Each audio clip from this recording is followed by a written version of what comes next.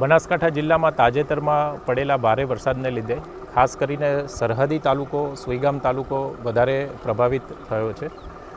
છેલ્લા 24 કલાકથી વરસાદ નોંધાયેલો નથી.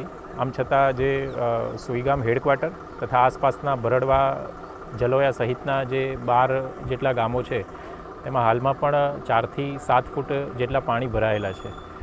જિલ્લા વહીવટીતંત્રની જે પ્રાથમિક પ્રાયોરિટી હતી એ તમામ ગામોમાં લોકોનો સંપર્ક કરી અને જે ફસાયેલા લોકો હતા તેમને રેસ્ક્યુ અને સ્થળાંતરિત કરવાનો હતો. હાલમાં તમામ જે ગામો છે એમનો સંપર્ક કરી લેવામાં આવ્યો છે. જરૂરિયાત મુજબના જે ગામો છે તેમાં આજે અંદાજિત 1.5 લાખ જેટલા ફૂડ પેકેટ અને પાણીની બોટલનું વિતરણ પણ કરવામાં આવ્યું છે. આવતીકાલે પણ જિલ્લા કક્ષાએથી જરૂરી ફૂડ પેકેટ રાશન કીટ એ અહીંયા આગળ પહોંચતી કરવામાં આવશે.